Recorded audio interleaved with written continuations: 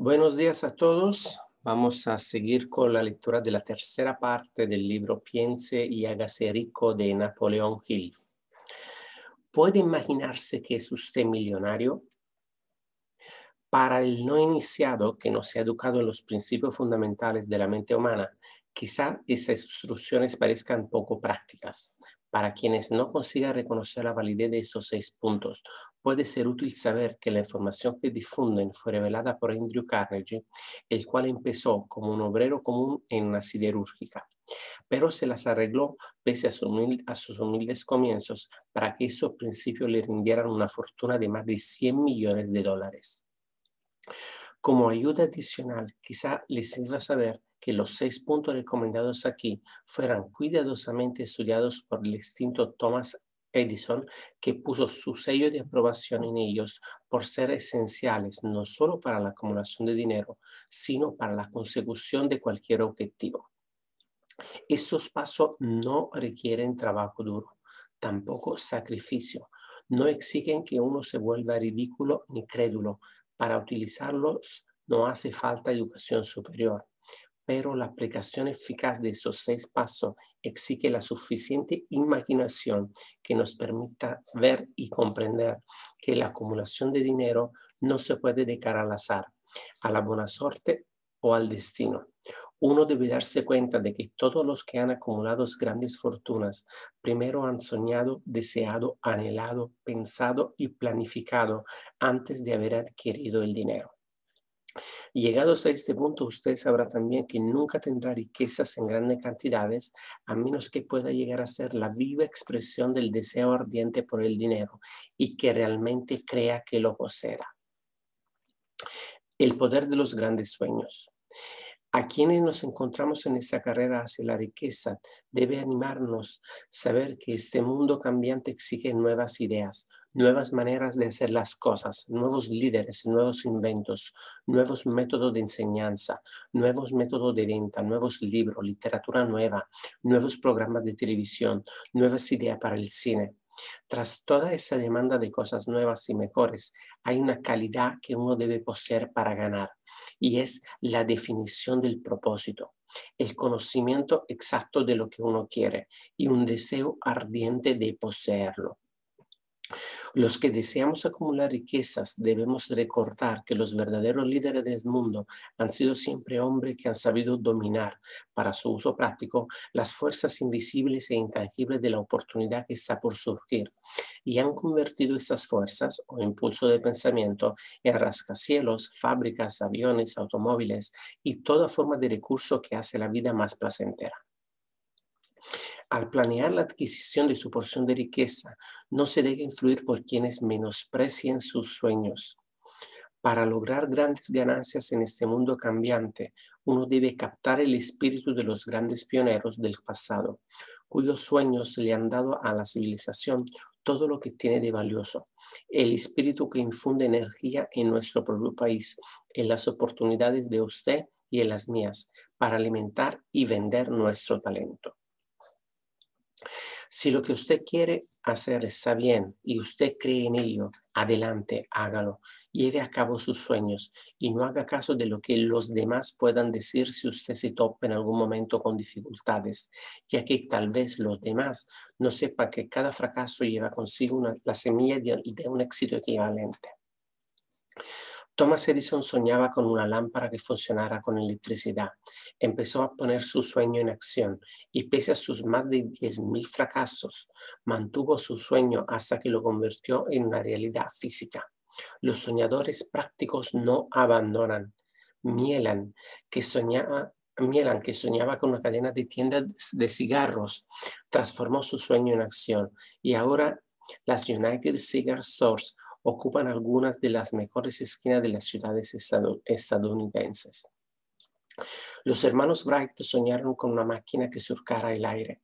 Ahora podemos ver en todo el mundo que sus sueños se han cumplido. Marconi soñaba con un sistema para dominar las intangibles fuerzas del éter. Las pruebas de que no soñaba en vano podemos encontrarla en cada aparato de radio y de televisión que hay en el mundo. Quizá le interese saber que los amigos de Marconi lo pusieron bajo custodia y fue examinado en un hospital para psicópatas cuando anunció que había descubierto un principio mediante el cual podría enviar mensajes a través del aire sin la ayuda de cables ni ningún otro medio físico de comunicación. A los soñadores de hoy en día les va mejor. El mundo está lleno de una abundancia de oportunidades que los soñadores del pasado jamás conocieron. ¿Cómo hacer que los sueños despeguen de la plataforma de lanzamiento?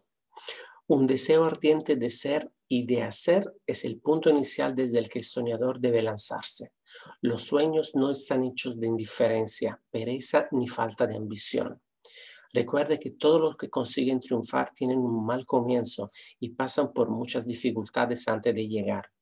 El cambio en la vida de la gente de éxito suele surgir en el momento de alguna crisis, a través de la cual les es presentado su otro yo. John Bunyan escribió Pilgrim's Progress, que se cuenta entre los mejores de la literatura inglesa, después de haber estado confinado en prisión y haber sido duramente castigado a causa de sus ideas sobre la religión. Harry descubrió el genio que dormía en su interior después de haber conocido graves infortunios y estuvo encarcelado en Columbus, Ohio, forzado a través de la desgracia a conocer a su otro yo y a usar su imaginación. Descubrió que era un gran autor en vez de un criminal despreciable. Charles Dickens empezó pegando etiquetas en latas de betún. La tragedia de su primer amor penetró las profundidades de su alma para convertirlo en uno de los más grandiosos autores del mundo. Esa tragedia produjo primero David Copperfield y luego una sucesión de obras que hacen un mundo mejor y más rico a todo lo que lee su libro. Helen Keller se quedó sorda, muda y ciega después de nacer. Pese a su terrible desgracia, ha escrito su nombre con letras indelebles en las páginas de la historia de los grandes. Toda su vida ha sido la demostración de que nadie está derrotado mientras no acepte la derrota como una realidad. Robert Burns era un campesino analfabeto, sufrió la maldición de la pobreza y creció para ser un borracho. El mundo fue mejor gracias a su vida, porque vistió de prendas hermosas sus pensamientos poéticos y por tanto arrancó un espino para plantar un rosal en su hogar. Beethoven era sordo y Milton ciego, pero sus nombres perdurarán en el tiempo porque soñaron y tradujeron sus sueños en ideas organizadas. Hay una diferencia entre suspirar por algo y hallarse preparado para recibirlo. Nadie se encuentra listo para nada hasta que no crea que puede adquirirlo. El estado mental debe ser la convicción y no la mera esperanza o anhelo. La mente abierta es esencial para creer. La cerrazón de idea no inspira fe, ni coraje, ni convicción. Recuerde, no se requiere más esfuerzo para apuntar alto en la vida, para reclamar abundancia y prosperidad, del que hace falta para aceptar la miseria y la pobreza. Un gran poeta ha expresado acertadamente esta verdad universal en unas pocas líneas. Le discutí un penique a la vida y la vida no me dio más, por mucho que le imploré a la noche cuando contaba mis escasos bienes, porque la vida es un amo justo que te da lo que pides, pero cuando has fijado el precio debes aguantar la faena. Trabajé por un salario de jornalero solo para descubrir, perplejo, que cualquier paga que hubiera pedido la vida, esta me lo hubiese pagado de buen grado. El deseo lleva ventaja sobre la madre naturaleza. Como culminación adecuada de este capítulo, quiero presentar a una de las personas más excepcionales que he conocido. Lo vi por primera vez pocos minutos después que hubiera nacido. Vino a este mundo sin ningún rastro físico de orejas y el médico admitió, cuando le pedí su opinión sobre el caso, que el niño sería sordo y mudo toda la vida.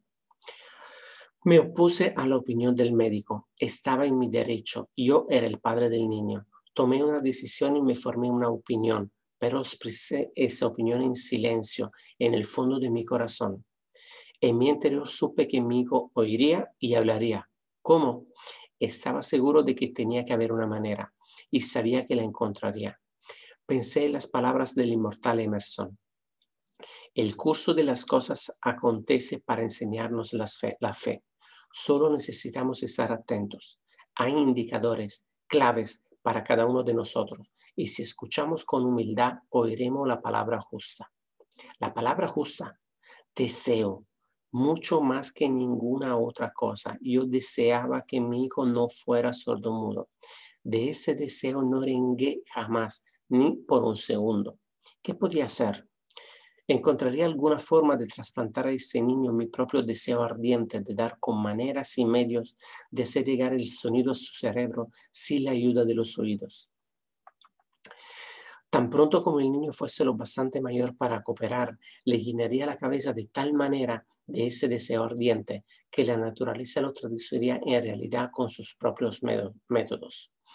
Todos esos pensamientos pasaron por mi mente, pero no hablé de ello con nadie. Cada día renovaba la promesa que me había hecho a mí mismo de que mi hijo no sería sordomudo. Cuando creció y empezó a percibir las cosas que lo rodeaban, notamos que mostraba débiles indicios de que oía. Cuando alcanzó la edad en que los niños suelen empezar a emitir palabras, no hizo intento alguno de hablar, pero de sus actos podíamos deducir que se percibía cierto sonido. Eso era todo lo que yo quería saber. Estaba convencido de que si podía oír, aunque fuese débilmente, sería capaz de desarrollar una mayor capacidad auditiva. Entonces sucedió algo que me llenó de esperanza. Surgió de algo totalmente inesperado. Un accidente que cambió una vida. Compramos un fonógrafo. Cuando el niño oyó la música por primera vez, entró en éxtasis y muy pronto se apropió del aparato. En una ocasión estuvo poniendo un disco una y otra vez durante casi 2 horas, de pie delante del fonógrafo, mordiendo un borde de la caja. La importancia de esa costumbre que adquirió no se nos hizo patente sino hasta años después, ya que nunca habíamos oído hablar del principio de la conducción ósea del sonido. Poco después de que se apropiase del fonógrafo, descubrí que podía oírme con claridad cuando le hablaba con los labios junto a su hueso mastoideo en la base del cráneo. Una vez hube descubierto que podía oír perfectamente el sonido de mi voz, empecé de inmediato a transferirle mi deseo de que oyese y hablase. Pronto descubrí que el niño disfrutaba cuando yo le contaba cuentos antes de dormirse, de modo que me puse a trabajar para idear historias que simularan su confianza en sí mismo, su imaginación y un agudo deseo de oír y de ser normal. Había un cuento en particular en el que yo hacía hincapié dándole un renovado matiz dramático cada vez que se lo contaba. Lo había inventado para sembrar en su mente la idea de que su dificultad no era una pesada carga, sino una ventaja de gran valor. Pese al hecho de que todas las maneras de pensar que yo había examinado indicaban que cualquier adversidad contiene la semilla de una ventaja equivalente, debo confesar que no tenía ni la menor idea de cómo se podía convertir esa dificultad en una ventaja.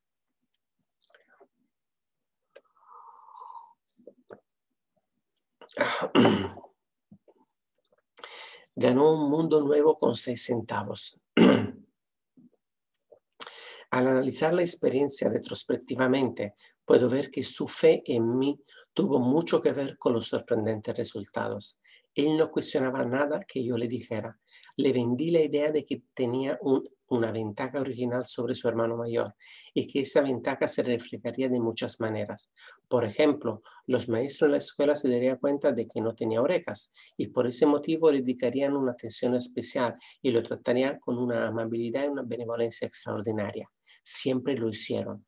También le vendí la idea de que cuando fuese lo bastante mayor para vender periódicos, su hermano mayor, era ya vendedor de periódicos, tendría una gran ventaja sobre su hermano, porque la gente le pagaría más por su mercancía, debido a que verían que era un niño brillante, emprendedor, pese al hecho de carecer de orejas. Cuando tenía unos 7 años, mostró la primera prueba de que nuestro método de apoyo rendía sus frutos. Durante varios meses el privilegio de vender periódico, pero su madre no le daba el consentimiento. Entonces se ocupó por su cuenta del asunto. Una tarde en que estaba en casa con los sirvientes, trepó por la ventana de la cocina, se deslizó hacia afuera y se estableció por su cuenta. Le pidió prestado 6 centavos al zapatero remendón del barrio, los invirtió en periódico, los vendió, reinvirtió el capital y repitió la operación hasta el anochecer.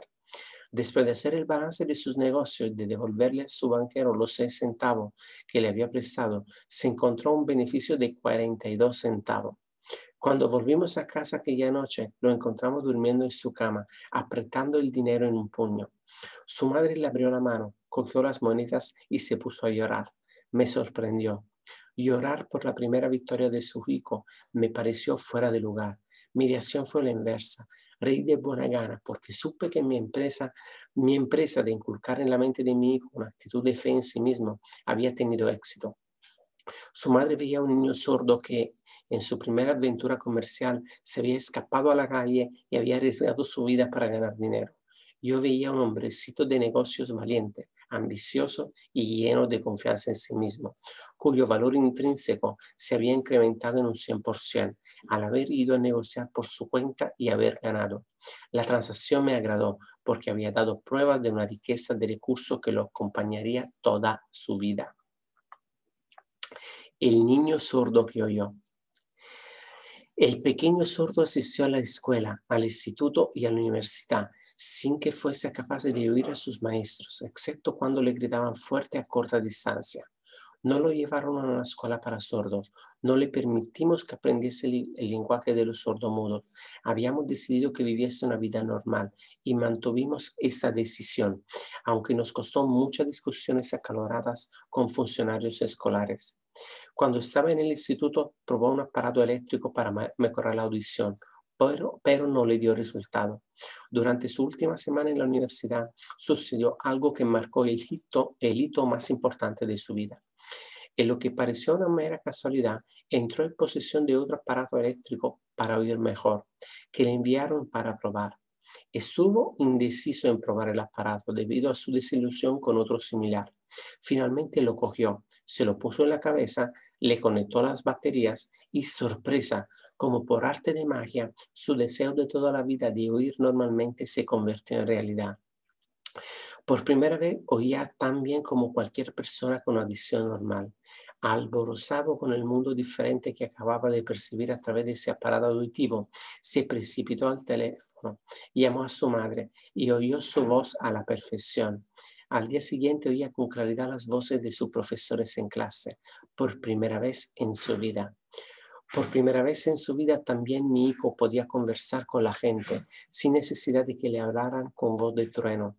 Realmente había entrado en posesión de un mundo distinto.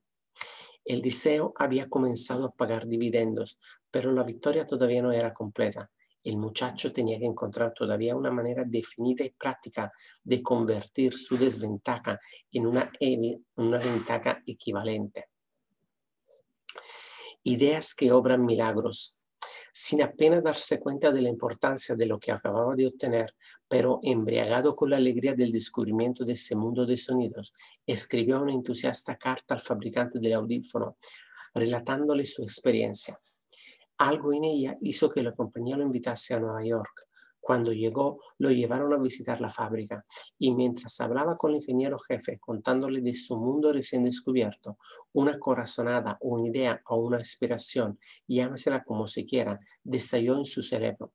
Era ese impulso del pensamiento que convertía su dificultad en una ventaja, destinada a pagar dividendos en dinero y en felicidad por millares durante todo el tiempo venidero.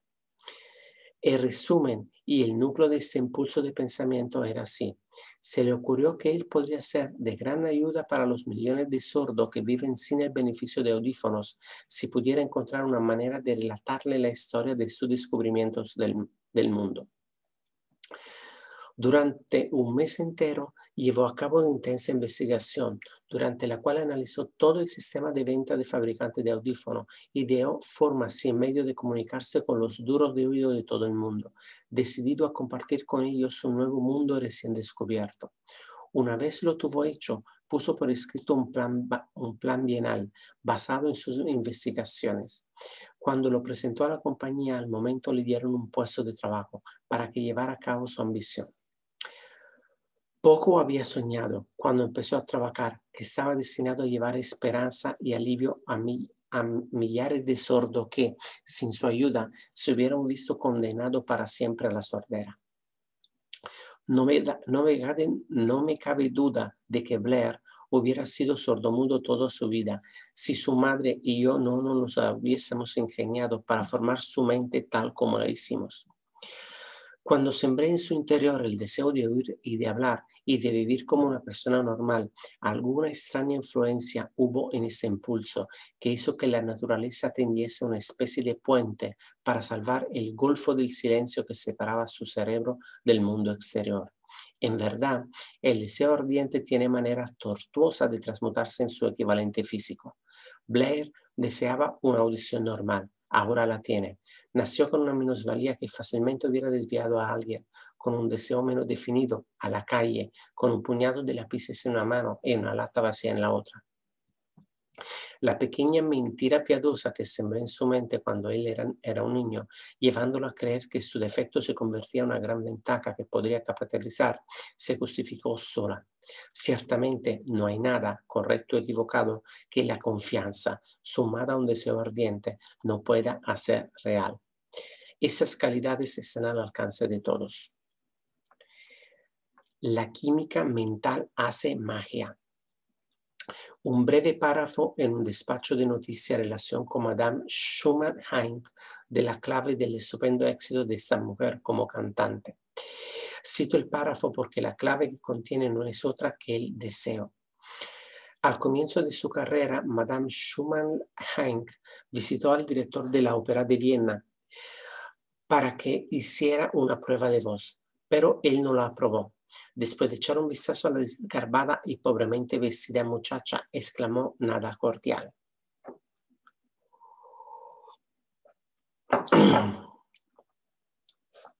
Con esta cara y sin ninguna personalidad, ¿cómo espera tener éxito en la ópera? Señorita, olvide esta idea. Cómprese una máquina de coser y póngase a trabajar. Usted nunca podrá ser cantante. Nunca es demasiado tiempo. El director de la Ópera de Viena sabía mucho sobre la técnica del canto. Sabía muy poco del poder del deseo, cuando éste asume las proporciones de una obsesión. Si hubiera conocido mejor ese poder, no hubiese cometido el error de condenar el genio sin darle una oportunidad. Hace varios años uno de mis socios enfermó. Se puso cada vez peor a medida que el tiempo transcurría y finalmente lo llevaron al hospital para operarlo. El médico me advirtió que había muy pocas posibilidades de que yo lo volviera a verlo con vida. Pero esa era la opinión del médico y no la del paciente. Poco antes de que se lo llevaran al quirófano, me susurró con voz débil: no se preocupe, jefe. En pocos días habré salido de aquí. Una enfermera me miró apenada, pero el paciente se recuperó satisfactoriamente.